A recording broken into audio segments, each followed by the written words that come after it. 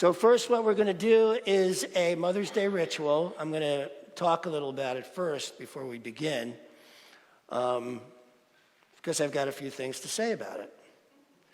The first is, parenting is hard. How many here have parented a child and have some regrets or feel like they didn't do it perfectly? Anybody? No, not just me, huh? It's hard. And so we go through that. We go through, thinking about our kids and the ways in which maybe we screwed them up, or we did this or we did that. And we forget our teaching, which is that everything is a blessing, even how you raised your kids was an opportunity for them, for my kids, for your kids, to become who they have come here to be. The thing about this teaching is we tend to easily relate it to, well, maybe not easily related to ourselves, but easier than somebody we feel we might have done something to, like our children who we dearly love and want to do everything so right for them. And yet, nobody gets it right all the time. So this is a day we're going to give ourselves a break and let some of that go. When my kid was, my mom in her day, and then the other part of it is anything we got going on with our parents, our moms, right? Because there might be stuff there too. Or is it just me? And so when my mom had me, Dr. Spock was the big deal, the big authority, a guy actually knows. And his thing was breastfeeding is bad. And so I didn't get breastfed, and so I woke up, I grew up with some issues around that I had to deal with, knowing that somehow this is a blessing and somehow this is going to work out for me. I didn't know that back then. But through the years, Mom and I, we built our relationship. It was very rough at first. But by the time she transitioned to whatever's next, she called, I was right there with her, holding her hand as she moved on. And it was beautiful. And so we have these things that go on around parenting, and this is a really good day to let them go. So let's take a moment to do that, okay? Take a deep breath, close your eyes if you want to, and relax. And let's start out by forgiving our mothers for anything we may think we need to forgive them for. If we're holding on to anything at all, take a breath. Give yourself a moment to let that go.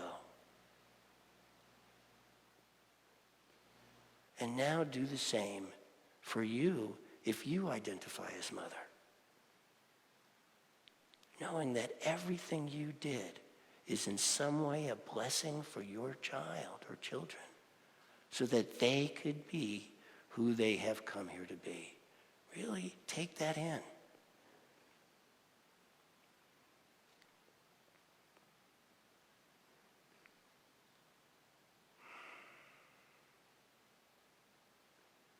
Okay, and when you're ready, come on back. So the second piece of this, this is my perspective, take it on if you'd like, or not, your call, is that for over 150,000 years, since Homo sapiens first walked the earth, man freaked out when he saw life come out of the woman. Freaked out and thought, holy cow, what can I do that is as powerful and magnificent and awesome as that? Because I got to prove myself here. And thus, we have these incredible, throughout the world, phallic symbols called skyscrapers.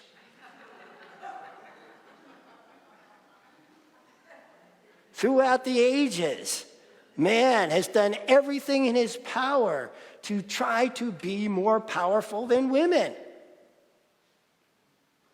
Now, maybe you're not one of those guys in this room, but I guarantee you've got an ancestor who was, because if you go back in history, you go back far enough, you can really see the psyche and in the myths. I was reading just this morning, the Ishtar, one of the oldest goddesses on the planet, was the god of love, fertility, and war.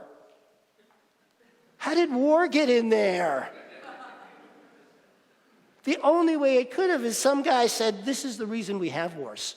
It's her fault. Right? There's these old myths about the sun and why it went down at night. And every myth I found had to do with, it's a woman that pulled the sun out of the sky. It's a woman's fault. It's incredible. You go back, and I've traveled the world, a lot of different places in the world, and one of the things I like to do when I go to different places, I like to go to the museums and find the oldest artifacts they have. I want to see what we were doing 10, 12,000 years ago. And the oldest idols that were ever made were of pregnant women. Everywhere you go in the world. This was something that was just so psychically beyond our man's ability to comprehend, that it had this huge impact on the ways we treat women. Not always great.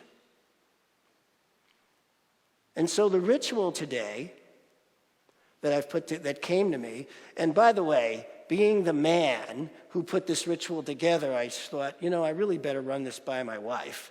Since she's the woman at all, does this really sound like a good idea? And she thought, and I said, and you have any changes in this, you go ahead, tell me how I should do this different. And she said, no. She said, this works. She cried. I don't know if you will. I don't know the impact it's going to have here. But I got my seal of approval from my wife. Just so you know. So this is what the ritual is going to look like.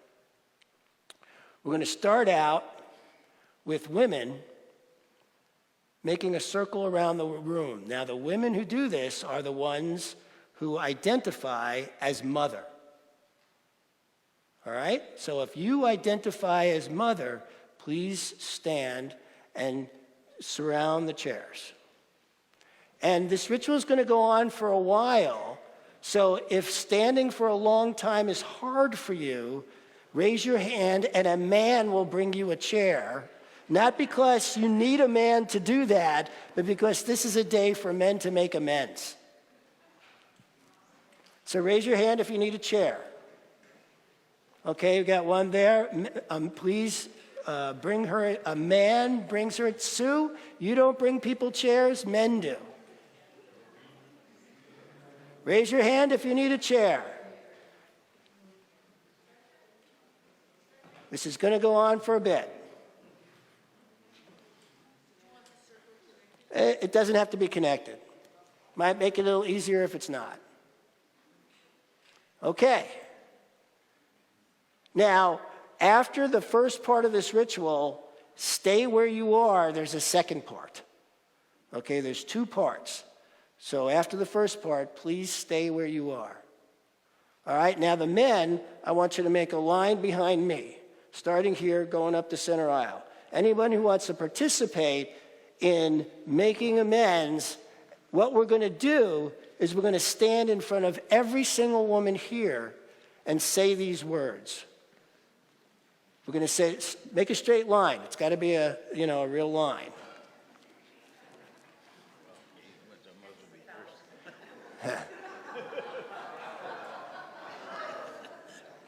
All right, listen up so you understand what it is we're saying here. We're saying, thank you for all you give to life thank you. You say thank you twice, okay? Thank you for all you give to life. Thank you. You look them in the eyes when you're saying it. And you do it with every single woman here, okay? Martin's going to play while we're doing this.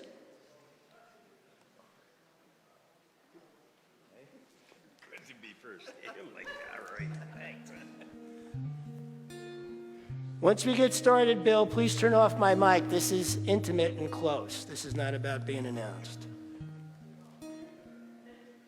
In this moment, Thank you for all you bring to life. I remember who I am, letting fear and worry fall away from me. I open my eyes and see there is only love. There is only love. Love that heals, love that sets me free. There is only love.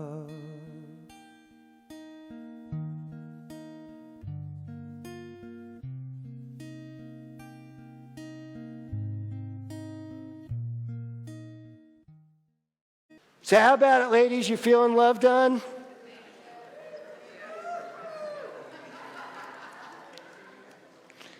This is your day. This is for you.